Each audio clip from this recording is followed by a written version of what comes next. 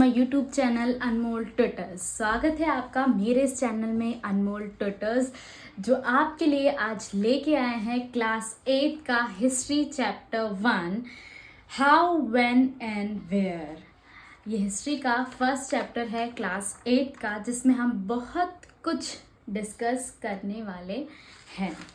जिसमें कि आप पहली इमेज देख सकते हैं। इसमें आप इससे हम प्रेजेंटेशन से समझेंगे। इस प्रेजेंटेशन को मैंने एनसीईआरटी और सारे पब्लिकेशन की हेल्प से बनाया है। हो सकता है कुछ पिक्चर्स, कुछ पॉइंट्स आपके बुक में ना हो, बट ये आपके लिए बहुत इंपॉर्टेंट होंगे। अगर आप कुछ हिस्ट्री का कुछ पार्ट पढ़ रहे हैं तो आपको पूरा उसका होल नॉलेज होना हिस्ट्री के लिए बहुत ज़्यादा ज़रूरी है। तो ये पहली पिक्चर को आप देख सकते हैं। इस पहली पिक्चर में जो ब्राह्मण है वो शस्त्र ऑफर कर रहे हैं जेम्स रेनेल को, जिसने 1782 में रॉबर्ट क्लाइव ने हिंदुस्तान का मैप बनाने के लिए बुलाया था। तो ये उनको ऑफर कर रहे हैं ताकि कि वो अपने चीज़ों से रिलेटेड एंथुसियास्टिक सपोर्टर, मतलब सपोर्ट दिखा रहे हैं अपना कि हम आपको ये अपने इंडियंस, हम आपको ये अपने एशियंट टेक्स्ट आपको दे रहे हैं। इससे इसकी मदद से आप इंडिया का मैप बना सकते हैं या हमारी मदद कर सकते हैं। तो जेम्स रेनेल कौन थे? जेम्स रेनेल को रॉबर्ट क्लाइव ने 1782 में अपॉइंट किया था इंडिया का मैप बनाने के लिए। इस चैप्टर के कुछ सब टॉपिक्स देख लेते हैं जो आप स्क्रीन पर देख रहे हैं, जो हम डिस्कस करेंगे। इसका इंट्रोडक्शन, फीचर्स ऑफ हिस्ट्री, क्या हिस्ट्री क्या है, क्यों है, इसके फ़ायदे क्या हैं इसे पढ़ने के, British Raj and Indian history, Britishers कैसे इंडिया आए, कैसे उनको इंडिया पसंद आया, क्यों उन्होंने सोचा कि उन्हें इंडिया में रहना चाहिए, और सबसे इम्पॉर्टेंट मैपिंग। बिना मैपिंग के, क्योंकि इस टाइम पे मैपिंग अच्छे से आ गई थी ब्रिटिशर्स के टाइम पे, और सबसे इम्पॉर्टेंट, इससे भी ज़्यादा इम्पॉर्टेंट है सोर्सेस। अगर पता ही नहीं चलता कि ब्रिटिशर्स कैसे आए, कहाँ से आए, किसने कौन से सोर्स, इस टाइम पे सबसे ज़्यादा एंशिएंट के कंपैरिजन मिडिवल, और मिडिवल के कंपैरिजन में अगर कोई बोले सबसे ज़्यादा मतलब बिल्कुल सटीक जो सोर्सेज मिलेंगे तो वो हमको मिलेंगे मॉडर्न पीरियड में, एकदम लिखे हुए, कोई गलती के साथ नहीं, क्योंकि प्रिंटिंग की अभी हमारे पास यहाँ पे मॉडर्न पीरियड में फैसिलिटी आ गई थी। तो इंट्रोडक्शन से शुरू करते हैं। क्लास 6 में भी सेम इंट्रोडक्शन, 7th में भी और 8th के भी हिस्ट्री के फर्स्ट चैप्टर में same introduction, that history is a word taken from a Greek word हिस्टे विच मीन्स आई नो और आई हैव सीन। हिस्ट्री एक ऐसा वर्ड है जिसको हमने ग्रीक वर्ड से लिया है, और मोस्टली हमें ये भी दिमाग में आता है कि मोस्टली वर्ड हम ग्रीक और लैटिन से क्यों लेते हैं। ऐसा नहीं है कि हमारे जो लिखने की चीज़ें थी जो इंडिया की, वो शुरू नहीं हुई थी, संस्कृत बहुत पहले से है। तो ग्रीक, लैटिन और संस्कृत के बहुत से वर्ड हैं। एक बुक में भी एक चार्ट टाइप का है जिसमें कुछ वर्ड्स प्रोनाउंसिएशन है, जो बहुत सारे हिस्ट्री ग्रीक लैटिन के सेम वर्ड्स हैं। तो होता क्या था कि जब हमने हिस्ट्री या ब्रिटिशर्स ने हिस्ट्री लिखना चालू करी तो बहुत सारे वर्ड हमने ग्रीक और लैटिन से लिए, क्योंकि इन लोगों के पास सबसे ज़्यादा लिखने की शुरुआत इंग्लिश में अपने लैंग्वेज में बहुत पहले से ग्रीक और लैटिन में हो गई थी। तो जब हमने कन्वर्ट किया तो हमने वर्ड तो अपना बनाया, मतलब वर्ड उनसे लेकर मीनिंग लिया और वर्ड हमने अपना बनाया। जैसे कि history is a word taken from a Greek word हिस्टे, जिसका मतलब है हमने हिस्टे नहीं लिया, हमने हिस्ट्री लिया, लेकिन हमने हिस्टे का मीनिंग लिया। मतलब हिस्टे का मतलब होता है आई नो और आई हैव सीन, मुझे पता है और मैंने देखा है। अगर मुझे नहीं पता, मैंने नहीं देखा, मैंने नहीं पढ़ा, मैंने नहीं सुना, तो वो हिस्ट्री कभी हिस्ट्री है ही नहीं। हिस्ट्री कोई कहानी नहीं है, हिस्ट्री एक सबूतों पे चलती है। सबूत नहीं है आपके पास उसको प्रूव करने का, आप बोल नहीं सकते कि ये पर्टिकुलर बात सच है। On one cannot anything unless we can see or inquire it। कोई भी हिस्टोरियन जब तक उसकी इंक्वायरी नहीं करता तब तक उसको साबित नहीं करता कि ये चीज़ पक्की है, और वो बुक में आपके पास नहीं आएगा जब तक आप उसे फिर नहीं पढ़ सकते। अगर वो आपकी बुक में है तो उसके ऊपर हज़ारों साल तक रिसर्च की गई होगी, तब जाके वो आपकी बुक में आज छपा हुआ है। तो Herodotus is the father of history, जैसे कि आप देख सकते हैं। आपको ये चीज़ रट लेनी चाहिए कि who is the father of history. सपने में भी आपको दिख रहे हैं Herodotus. Herodotus is the father of history. क्यों थे ये father of history? Father of history इसलिए थे क्योंकि इन्होंने सबसे पहली हिस्ट्री लिखी थी ग्रीक एंड पर्शियन वॉर। इन्होंने सबसे पहली, इनके वॉर के बीच की पहली हिस्ट्री लिखी थी। सेकेंड, आप देख सकते हैं फीचर्स ऑफ हिस्ट्री। क्या है हिस्ट्री, फीचर्स क्या हैं, कब एक हिस्ट्री होती है। एक हिस्ट्री जब होती है जब उसके कोई एविडेंस होते हैं। एक हिस्ट्री नहीं होती, हिस्ट्री हज़ारों लोगों की से जुड़ी होती है, हज़ारों लोगों की कहानी होती है। हिस्ट्री फाइंड आउट, हिस्टोरियन ये नहीं देखते कि क्या हुआ था, कोई राजा गिर के मर गया था, अच्छा वो क्यों गिरा था, क्या उसके पीछे कोई साजिश थी, किसी का युद्ध हुआ था, क्यों हुआ था, इसके पीछे क्या साजिश थी। हिस्टोरियन को सब कुछ देखना पड़ता है। इवेंट क्विकली डिसअपेयर, इंसान के दिमाग में आज आप कहीं घूम कर आए हो तो उसके बारे में बहुत अच्छे से लिख लोगे, लेकिन मैं साल भर पहले आप कहीं घूम कर आए थे उसके बारे में आप ज़्यादा नहीं लिख पाओगे, क्योंकि ह्यूमन मेमोरी है जो शॉर्ट टर्म के लिए हमें चीज़ें याद रहती हैं और फिर डिसअपेयर हो जाती हैं, थोड़ा बहुत धुंधला ही याद रहता है। इसलिए इस टाइम पर लोगों ने हिस्ट्री को लिखना चालू कर दिया था, जो कि हमारे लिए बहुत फ़ायदे हुआ। कुछ चीज़ें, कुछ गेम्स जैसे कि रेसलिंग और चेस अभी भी नहीं बदले, इन्हें पहले भी खेला जाता था और आज भी इन्हें वैसे ही खेला जाता है। अब देख लेते हैं जो बच्चों के बहुत ज़्यादा दिमाग में आता है कि क्यों पढ़ना है हिस्ट्री, हमें जान के क्या होगा, कब किसका जन्म हुआ, कब किसकी मृत्यु हुई, हमें नहीं पढ़ना, we are not interested to study history. नहीं, बट ये इंटरेस्टिंग प्रेजेंटेशन के साथ आपको हिस्ट्री पढ़ने में बहुत मज़ा आने वाला है। हिस्ट्री का फ़ायदा सबसे ज़्यादा ये है कि गलती नहीं करोगे, वो गलती जो दोबारा आपने अपने पास में की थी वो गलती दोबारा नहीं करोगे। आप अपनी लाइफ की हिस्ट्री से समझ लो अपना फ्यूचर क्या होगा। तो जब आप अपनी ही लाइफ में वो गलती नहीं करोगे जो आपने की थी, तो क्या आप वो गलतियां करोगे जो आप के एंशियंट टाइम में लोगों ने की थी। क्या आज चाइना हम पे इजीली कैप्चर करके ब्रिटिशर्स की तरह हम पे राज कर सकता है? नहीं, क्योंकि हमको पता है कि हमारे एंशियंट टाइम में लोगों ने क्या गलती करी थी, मॉडरेट्स ने क्या गलती करी थी, कि मुगल्स ने क्या गलती करी थी, कैसे कैसे वो सिर्फ ट्रेड करने आए थे और ट्रेड से टेरिटरी बना ली थी। तो वही चीज़ अगर चाइना हमारे साथ आज करना चाहे या कोई और कंट्री हमारे साथ करना चाहे तो क्या इजीली कर सकती है? नहीं कर सकती, क्योंकि हमने किससे सीखा? हमने ये हमारे पास से सीखा। हमें ये बुरे ईवल्स के बारे में बताती है कि पहले के लोगों स्लेवरी से गुजरे, विडो रीमैरिज और सती प्रथा, इन सब से कैसे महान लोगों ने, उन महान लोगों ने कैसे अपनी जान देकर भी, जैसे ईरान में भी हम देख रहे हैं कि बहुत सारी कंट्रीज़ हैं जहाँ पे हिजाब को लेकर एक लेडी की भी डेथ हो गई थी, तो उससे प्रोटेस्ट करने वाले लोगों को भी सीधे डेथ सेंटेंस के लिए बोल दिया है कि अगर आप इस चीज़ के लिए लड़ रहे हो तो आपको सीधे डेथ सेंटेंस मिलेगा। तो हमारे टाइम पे भी हमारे कुछ सोशल इवल्स को लड़ने के लिए भी लोगों ने अपनी जान गंवाई है।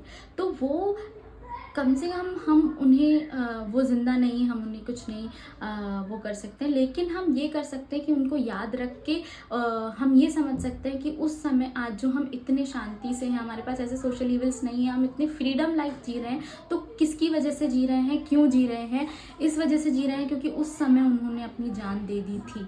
तो आज हम इतने से, तो हम उन्हें कम से कम उनके अपने एंसेस्टर्स की फीलिंग्स को फील कर सकते हैं, और जो हमारे पास के लोगों ने गलती की वो नहीं कर सकते, और जो हमारे पास में लोगों ने कुछ अच्छी चीज़ें करी वो हम आगे जाके कर सकते हैं। It gives a message of mutual tolerance और ब्रदरहुड, हमको बताता है कि कैसे मिलकर हमेशा से इंडिया रहा है, जो आज भी रहता है वैसे ही पहले भी। तो ये हमारे कहीं पास का इफेक्ट है। पास में भी अगर अभी कभी हम मिलकर नहीं रहना चाहते तो क्या आज इंडिया एक 150 करोड़ लोग जो होने वाले हैं, 150 करोड़ समथिंग, तो क्या वो पूरा एक इंडिया रहता?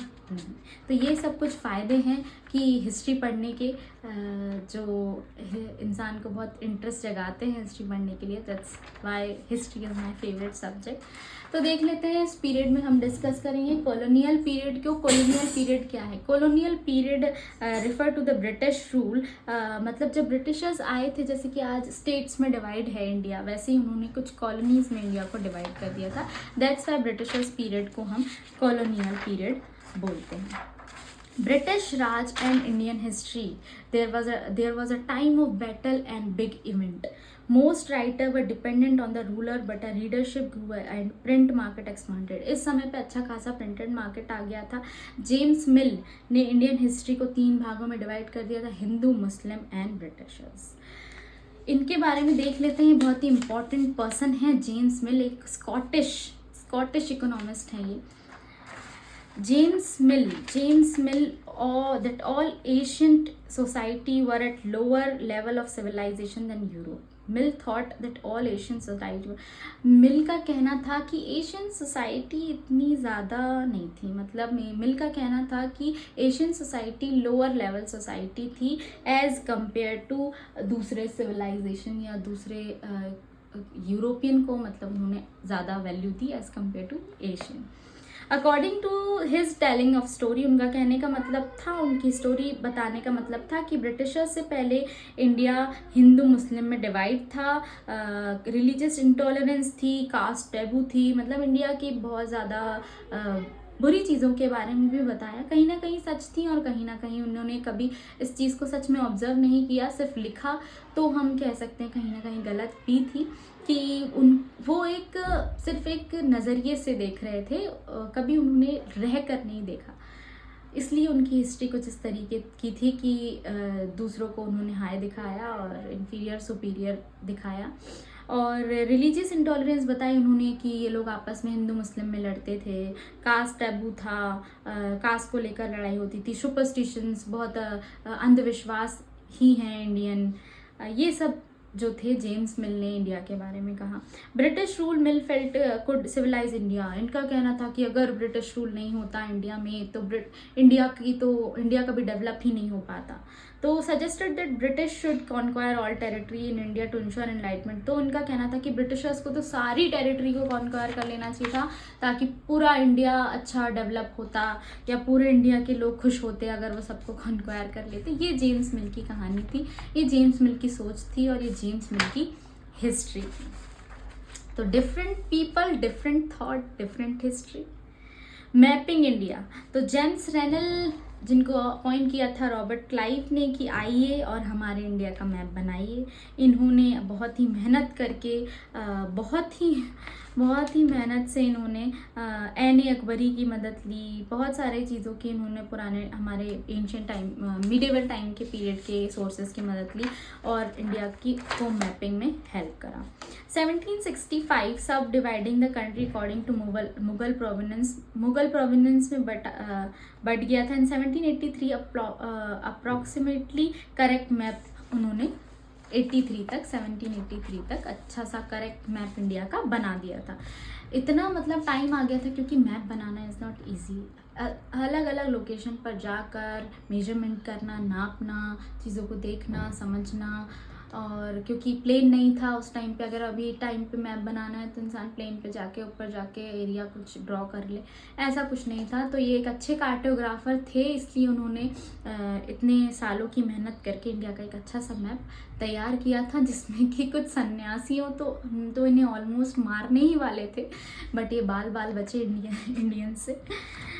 अब हम देख लेते हैं विच डेट कंसिडर, एक एग्जाम्पल कंसिडर करते हैं that Indian history written by British history, Indian history जो है ब्रिटिश हिस्टोरियन ने लिखी है इंडिया में। कुछ जैसे कि गवर्नर जनरल वॉज इम्पॉर्टेंट है इस टाइम पे बहुत ज़्यादा, क्योंकि this historians begin the rule, इन्होंने ही रूल करना सबसे पहले शुरू किया था। जो पहले गवर्नर जनरल थे वो थे वॉरेन हेस्टिंग, और जो लास्ट वाइसरॉय थे वो थे Lord Mountbatten. In separate chapter में हम इनके बारे में पढ़ेंगे, विल्सी, बेंटिक, डलहौजी, कैनिंग, कब आए, क्यों आए, क्या किया, क्या अच्छा किया, क्या बुरा किया, कौन कौन सी पॉलिसीज़ लाए, इंडिया के लिए क्या अच्छी थी, क्या बुरी थी, किससे कितने लोगों की जान गई, कितने लोगों ने इनकी जानें ली, ये सब हम इस चैप्टर में इस 8th क्लास में हम डिस्कस करेंगे।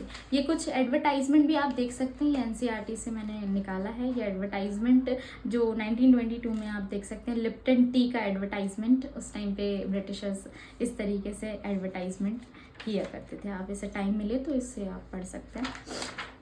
और आप अगर चाहते हैं कि इस नोट्स को मैं शेयर करूं तो प्लीज़ मुझसे कांटेक्ट करें। Anmol twitter's Instagram ID and thakuranmol004@gmail.com email ID पे आप मुझसे कांटेक्ट कर सकते हैं, जिससे कि मैं आपको ये नोट्स प्रोवाइड करवा दूँगी। फर्स्ट गवर्नर जनरल थे हमारे, सुंदर से आप देख सकते हैं, Warren Hasting.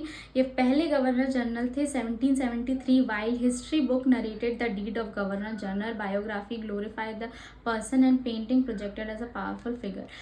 First governor general थे, तो काफ़ी कुछ हेडेक था इनके ऊपर, बहुत कुछ कि इंडिया में ये करना है, इंडिया में वो करना है, बहुत सारी चीज़ें थी जो हमें देखने को मिली।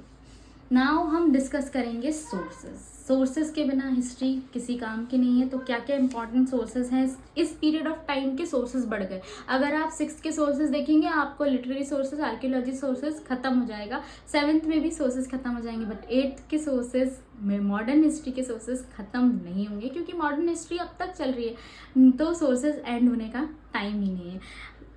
आर्कियोलॉजिकल सोर्सेज जो हमको मिलते हैं आर्कियोलॉजी साइट्स पे, न्यू टाउन्स एंड सिटीज़ हमको खुद मॉडर्न पीरियड के बारे में बताते हैं। कॉइन्स, न्यूज़पेपर इस टाइम पे आ गया था क्योंकि प्रिंटिंग आ गई थी। एडमिनिस्ट्रेटिव रिकॉर्ड, क्योंकि ब्रिटिशर्स का सबसे अच्छा तरीका था कि वो हर एक काम लिखित में करते थे, उनको प्रॉपर मैनेजमेंट और प्रॉपर लिख कर हर काम करना पसंद था, इसलिए एडमिनिस्ट्रेशन प्रोड्यूस रिकॉर्ड भी हमको मॉडर्न हिस्ट्री में देखने को मिलेगा। और सबसे ज़्यादा इम्पॉर्टेंट, ब्रिटिशर्स सर्वे करते थे, बहुत सारी चीज़ें ब्रिटिशर्स ने इंडिया को सिखाई है। जेम्स मिल की कहीं ना कहीं हम बात सच मान सकते हैं 10% 20% कि ब्रिटिशर्स ने बहुत सी चीज़ें डेवलप की हैं, हमारे लिए फ़ायदा है, हम मान रहे हैं, लेकिन उन्होंने ये फ़ायदा सोच के कभी इंडिया में नहीं किया था कि हम ये बेनिफिट इंडियंस के लिए कर रहे हैं। वो ये सारी अच्छी चीज़ें ज़िंदगी भर यहीं रहना चाहते थे, इसलिए की थी। आर्कियोलॉजिकल सोर्सेज आप देख सकते हैं, सुंदर सुंदर इंस्क्रिप्शन, बिल्डिंग, मॉन्यूमेंट्स आप देख सकते हैं। विक्टोरिया मेमोरियल कोलकाता जो 1921 में ओपन कर दिया था पब्लिक के लिए। राष्ट्रपति भवन 1913 टू 1930 के बीच में बना था। गेटवे ऑफ इंडिया मुंबई में जो लोकेटेड है, ये सब ब्रिटिशर्स द्वारा बनाया गया था। सबसे इम्पॉर्टेंट जो मेरे लिए बहुत इंटरेस्टिंग था, न्यू टाउन एंड सिटी, ये जो है शिमला को डिस्कवर किया था ब्रिटिशर्स ने, इसके लिए हमें ब्रिटिशर्स को थैंक यू बोलना चाहिए। Discover means Shimla is also there, but वहाँ पे घर नहीं थे और डेवलप नहीं था, तो ब्रिटिशर्स ने उस एरिया को डेवलप किया 1819 में आफ्टर गुरखा वार जो नेपाल और ब्रिटिशर्स के बीच में हुई थी, ये ईस्ट इंडिया कंपनी को अपने वहाँ तक पहुँचाने के लिए। उसके बाद इन्होंने शिमला को समर कैपिटल बना दिया था। जब भी इन्हें गर्मी में गर्मी लगती थी तो ये शिमला चले जाते थे, दैट्स वाई शिमला को इन्होंने समर कैपिटल, समर आई शिमला, चलो हम भी यही करते हैं, गर्मियों की छुट्टी लगी शिमला, लास्ट ईयर हम भी शिमला गए थे, तो वेरी ब्यूटीफुल प्लेस। प्लीज़ आप भी, सजेस्ट करूँगी मैं कि प्लीज़ आप भी शिमला ज़रूर जाएं।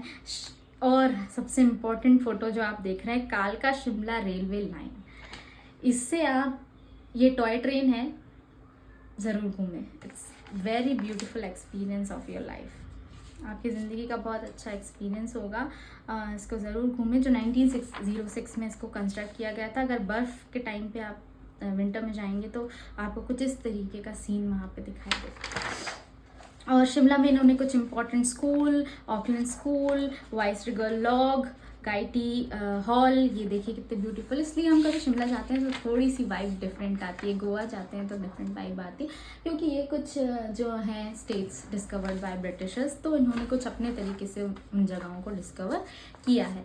कॉइन्स पे आ जाते हैं। जैसे आज के टाइम पे कॉइन्स अगर 1000 साल बाद के लोगों को मिलेंगे तो वो क्या क्या सोर्सेस कलेक्ट कर सकते हैं, हमारे टाइम की डेट पता कर सकते हैं, हमारे टाइम पीरियड कौन गवर्नर था ये पता कर सकते हैं, हम लोगों के लिए गांधी जी इम्पॉर्टेंट थे ये पता कर सकते हैं। वैसे ही आज के टाइम पे हज़ारों साल पहले के कॉइन्स मिल रहे हैं, मॉडर्न पीरियड के कॉइन्स मिल रहे हैं, तो हमें वाइस रॉय के बारे में पता चल रहा है, हमें उस टाइम के रूलर के बारे में पता चल रहा है, हमें उस टाइम उन लोगों के किस तरीके के कॉइन्स चलाते थे, वेल्थ क्या थी, कॉपर का था, सिल्वर का था, गोल्ड का था, तो उस टाइम की वेल्थ के बारे में पता चलता है। नेक्स्ट हम डिस्कस कर लेते हैं प्रेस एंड न्यूज़पेपर। कुछ इम्पॉर्टेंट न्यूज़पेपर मैं आपके लिए लेकर आई हूँ। जैसे आप देख सकते हैं 62 वर्निकुलर न्यूज़पेपर स्टार्ट किए थे। वर्निकुलर हम बोल सकते हैं जिसको जो भाषा समझ में आती है उस भाषा में ब्रिटिशर्स ने न्यूज़पेपर प्रिंट करवाना चालू कर दिए थे। ब्रिटिशर्स ने बहुत सारी चीज़ें करी थी अपने फ़ायदे के लिए, एजुकेशन लाए अपने फ़ायदे के लिए, रेलवे लाए अपने फ़ायदे के लिए, न्यूज़पेपर लाए अपने फ़ायदे के लिए, कम्युनिकेशन मीडिया लाए, मास मीडिया लाए अपने फ़ायदे के लिए। बट इंडियंस ने इसका फ़ायदा उठाकर, एजुकेशन का फ़ायदा उठाकर, पढ़ लिख कर, यूरोपियन के फ्रेंच रिवॉल्यूशन पढ़कर, बहुत सारी चीज़ें पढ़कर, ट्रांसपोर्टेशन की मदद लेकर रिवोल्ट शुरू कर दी। मतलब उन्हीं की कराई हुई चीज़ों से फ़ायदा उठाकर हमने उन्हीं को विद्रोह करा, क्योंकि हमें पता चल गया था कि हमारे अधिकार क्या हैं और हम इनके गुलाम ज़्यादा दिन बनकर नहीं रह सकते। बट ब्रिटिशर्स तो ये अपने फ़ायदे के लिए कर रहे थे कि अगर हम इंडियंस को एजुकेट कर देंगे तो ये हमारे ही काम आएंगे, हमारे फैक्ट्री में हमारे हिसाब से काम करेंगे। अगर हम इन्हें इंग्लिश सिखा देंगे, इन्हें इंग्लिश नहीं आएगी तो इन्हें हम अपने से छोटा महसूस कराएंगे। अगर हमने इन्हें ज़रा सा भी फील करा दिया, इन्हीं के टाइम पे हड़प्पा वैली सिविलाइजेशन और इंडस वैली सिविलाइजेशन मिली थी, इन्होंने ही दबाकर छुपा कर रख दी थी ताकि इंडियंस को पता ना चले कि इनका हिस्ट्री, एंशियंट हिस्ट्री इतना साल पुराना है। अगर पता चल जाएगा तो ये सुपीरियर हो जाएंगे, इनको लगेगा कि हमसे बढ़कर कोई नहीं है। और अगर ऐसा लग गया तो ये लेबर कैसे रहेंगे, ये काम कैसे करेंगे हमारे अंडर। तो इनका कहना यही था कि हमेशा इनसे दबकर रहो। इसके लिए ये बहुत कुछ करते थे। तो 1861 का टाइम्स ऑफ इंडिया आप देख सकते हैं कितना पुराना न्यूज़पेपर है। 62 का जो सुरेंद्र नाथ बैनर्जी ने बंगाली न्यूज़पेपर स्टार्ट किया था। 65 में द प्यूनर, और 1868 में शिशिर कुमार घोष ने भी एक न्यूज़पेपर अमित्रा बाजार पत्रिका स्टार्ट की थी। 1877 में भी ये न्यूज़पेपर डिस्ट्रीब्यूट होना शुरू हो गए थे। तो इतने सारे वर्नाकुलर अलग अलग लैंग्वेजेस में न्यूज़पेपर स्टार्ट हुए थे, जिसमें एक महान व्यक्ति लोकमान्य तिलक, जिनके नाम पे आज ट्रेन भी चलती है, इन्होंने केसरी, जो आप देख सकते हैं, न्यूज़पेपर की स्टार्ट की थी। इस न्यूज़पेपर का मोटिव ही था लोगों के अंदर पैट्रियोटिक की भावना जगाना, राष्ट्रभक्ति की, राष्ट्र भाव को जगाना कि आपका देश है, आप इस देश के नागरिक हो, कोई और आपको स्लेव बनाकर नहीं रख सकता। निडर हो, फेयरलेसनेस, सेक्रीफाइस मत करो। इन सब की भावना अपने पोएम के ज़रिए से, आर्टिकल्स के ज़रिए से केसरी की शुरुआत लोकमान्य तिलक ने करी। तो कहीं ना कहीं हर एक चीज़ें हमारे आज इस आज़ादी के पीछे बहुत इफेक्ट करती हैं। फिर हम डिस्कस करेंगे ऑफिशियल रिकॉर्ड। जैसे कि मैंने बताया, ब्रिटिशर्स को हर चीज़ का रिकॉर्ड रखना बहुत पसंद था। अच्छे से वो उसके लिए रिकॉर्ड रखते थे। कलेक्ट्रेट को बोलते थे कि आप जो भी कर रहे हो उसका रिकॉर्ड रखो, सेट रिकॉर्ड रूम बनाओ। तहसीलदारों के लिए अलग ऑफिस बनाया था। म्यूजियम्स अलग थे, आर्काइव्स अलग थे, हर जगह पर अलग अलग रिपोर्ट्स होंगी। जो भी आपने देखा ब्रिटिशर्स की, कभी आपने मूवी भी देखी होगी तो उसमें देखा होगा कि ब्रिटिशर्स कुछ भी कराने से पहले रिटन में साइन करवाते थे। साइन करवाना, ये सब हमने उनसे ही सीखा कि अगर आपने साइन कर दिए मतलब कि वो चीज़ पक्की, मतलब पत्थर की लकीर, पत्थर पे लिखा हुआ भी हमारे एशियन टाइम का इतना इम्पॉर्टेंट नहीं था जितना ब्रिटिशर्स के टाइम पे साइन स्टार्ट हो गए थे। सो एडमिनिस्ट्रेशन प्रोड्यूस रिकॉर्ड, ये आप देख सकते हैं, बहुत ही इंपॉर्टेंट है। जो NCERT का the national archive of India, जो न्यू दिल्ली में है, 1920 ये म्यूज़ियम स्टार्ट हुआ था। वाइसरेगल पैलेस के पास ये लोकेटेड है। ये भी एक आर्काइव है। यहाँ पर पूरे ब्रिटिशर्स के बहुत ही ज़्यादा अच्छे रिकॉर्ड्स यहाँ पर हमको देखने को मिलते हैं। तो ऑफिशियल रिकॉर्ड क्या होता है? ऑफिशियल रिकॉर्ड ब्रिटिशर्स ने क्या क्या एडमिनिस्ट्रेशन के लिए किया, कितना पैसा कहाँ लगाया, किसको क्या किया, कितना एजुकेशन में लगा। ऑफिशियल रिकॉर्ड क्या नहीं बताते? ऑफिशियल रिकॉर्ड ये नहीं बताते कि इन्होंने कितने लोगों को मारा, कितने लोगों को इनकी पॉलिसी को अडॉप्ट नहीं करना था फिर भी उन्होंने इनकी पॉलिसी को माना। उनकी असली फीलिंग को छुपाता है ऑफिशियल रिकॉर्ड, जैसे कि आप इसमें पढ़ सकते हैं। अब आ जाते हैं सर्वे पे। तो ये करवाते थे सर्वे। इनको पता था कि इतनी ज़्यादा बड़ी पॉपुलेशन को संभालना इतना आसान नहीं है। बिना सर्वे के हम पता नहीं कर सकते कहाँ पर कौन सी खेती करनी है, किस जगह पर ज़्यादा लेबर है, किस जगह को कितने लोगों को किस काम में लिया जा सकता है। तो इसके लिए हर चीज़ इनका फ़ायदा। Common during colonial period, topography, soil की क्वालिटी पता करवाते थे। यहाँ पे कौन सी खेती कितने साल, कब इंडिगो लगवा लें, कब अपने फ़ायदे के लिए राइस की खेती करवा लें, वो सब इनके ऊपर था। जियोलॉजिकल सर्वे, आर्कियोलॉजिकल सर्वे, सेंसस, जनगणना करवाते थे। इसकी भी शुरुआत इन्होंने करी थी हर 10 साल में। मैपिंग सर्वे ऑफ नेशन, ये आप जो फोटो दिख रही है इसमें ये मैपिंग कर रहे हैं। James Prinsep 1832 note how all instrument that use in survey are placed in the foreground because the scientific nature of the project. कैसे नापने के ये रखे हुए हैं यहाँ पर, इस चीज़ को दर्शा रहे हैं कि सर्वे भी इनके लिए कितना इम्पोर्टेंट था। Print as a resource, print जो उस टाइम पे प्रिंटिंग चालू हो गई थी, तो ये भी एक बहुत बड़ा और अच्छा रिसोर्स हो गया था हमारे लिए। Carefully studied the picture because view point those two create them. अब पिक्चर तो हम उस टाइम की देख लेते हैं और उसके हिसाब से अपनी कहानी भी बना लेते हैं, लेकिन हर सिक्के के दो पहलू होते हैं। इस तरीके की दो पिक्चरें थी, जिसमें एक पिक्चर में दर्शाया जा रहा था कि इंडियंस सिपाही जो है, म्यूटिनी सिपाही उनको बोलते थे, जो इंडिया के जो लोग थे वो ब्रिटिशर की आर्मी में भर्ती हो जाते थे, तो उनको बोलते थे म्यूटिनियस सिपाही। तो उसमें दिख रहा है कि वो लूट का माल लूट रहे हैं। और दूसरा जो फिगर है उसमें दिख रहा है कि ब्रिटिशर सोल्जर हुआ है भी लूटिंग, उसमें दिख रहा है कि ब्रिटिशर सोल्जर लूट रहे हैं और वो उनको एक्सप्लॉइट कर रहे हैं इंडियन सोल्जर को। तो सबका देखने का नज़रिया, प्रिंटिंग का नज़रिया भी बहुत फ़र्क है। इस इमेज में आप देख सकते हैं 1857 rebellion, the caption of the bottom से म्यूटिनियस सिपाही शेयर द लूट। इसमें हमको ये दिखाया जा रहा है कि कैसे म्यूटिनियस सिपाही मतलब हमारे इंडियन सिपाही लूट शेयर कर रहे हैं। Thank you very much. I hope you like this video. इस चैप्टर से रिलेटेड कोई भी डाउट हो, इंस्टाग्राम पे आप मुझसे मेरे ईमेल पे कांटेक्ट कर सकते हैं। कॉइन से रिलेटेड, सर्वेज, हिस्ट्री से रिलेटेड, सोशल से रिलेटेड, किसी भी चैप्टर से रिलेटेड आपको कोई भी डाउट हो, कोई भी एक्स्ट्रा वीडियो आपको पर्टिकुलर टॉपिक पे चाहिए, तो please subscribe to my channel, suggest me in the